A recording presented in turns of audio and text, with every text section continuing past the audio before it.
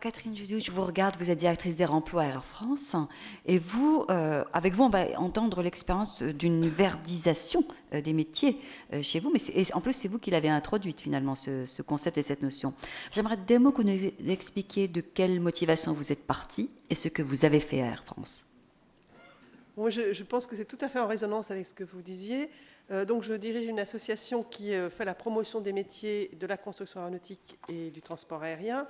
Et c'est clair que quand on parle des métiers de l'avion, on est d'une certaine façon sur des métiers verts, dans le sens où partout, tous les gestes peuvent avoir un impact environnemental très fort, dans un contexte qui est effectivement très réglementé. Donc, Air France a pris un peu les choses à l'envers en disant on ne va pas commencer par regarder tous les métiers, on va vraiment à être sur le top management. Donc, ils ont commencé par une formation éco-conception, alors les masters dont vous parliez, avec la volonté que ce soit tous les managers qui, effectivement, rentrent dans cette démarche, ce qui n'était pas forcément le plus naturel, parce qu'effectivement, chacun pense qu'il a une compétence d'expertise, marketing, achat, qui fait que... Et donc, on a commencé par des formations et conception au niveau du top management et par le fait que, quelle que soit la démarche, que ce soit une démarche produit, une démarche achat, une démarche évolution de métier, en amont, dès l'expression du besoin, on intègre un certain nombre de critères sur la santé, le climat, bien sûr, la consommation d'eau, les ressources, le social, enfin, selon un critère assez précis.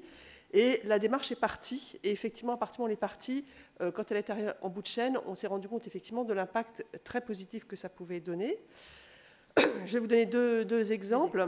Oui. En matière de produits, il y a eu une réflexion sur la vaisselle dans les avions, avec effectivement une première approche qui aurait pu se dire il faut éviter le plastique, ce qui se jette, etc. Et puis quand on a été un petit peu plus loin sur le recyclage, sur l'impact du poids, c'est que le poids transporté a un impact direct sur la consommation de carburant, sur l'eau consommée, etc.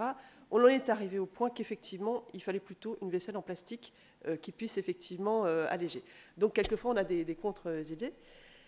Autre exemple, quand un avion est givré, enfin quand il a de la glace, on le dégivre avec des produits chimiques effectivement assez toxiques et puis importants. Et pour finir, avec un de nos sous-traitants, on a imaginé un système de chiffonnage qui fait qu'effectivement la consommation de produits diminue très très fortement, avec également une démarche sociale vis-à-vis des salariés qui a amené autre chose. Et la conclusion que l'on en a, outre que de toute façon, je pense qu'il y a une conscience très très forte de l'impact de développement durable dans une entreprise qui effectivement est tout de suite sur la cible, on a développé une façon de penser différemment, une façon de concevoir ensemble, et l'impact, c'est souvent beaucoup d'innovation et beaucoup d'idées nouvelles.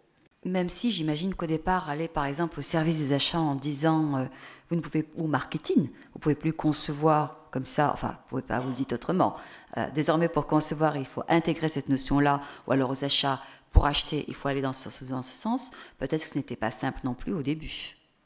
Je crois qu'effectivement, ce qui est important, puisqu'on reparle de formation de métier, c'est que pour finir, avec, on va dire, la contrainte que ça peut représenter ou l'objectif qu'on se donne, je pense qu'il faut apporter des moyens et comment faire. C'est-à-dire qu'à partir du moment où il y a une volonté forte au niveau du top management, c'est-à-dire qu'automatiquement, il va y avoir des moyens au niveau de la formation. Aujourd'hui, on a une très très grosse formation sur la conduite du changement qui va intégrer ceci.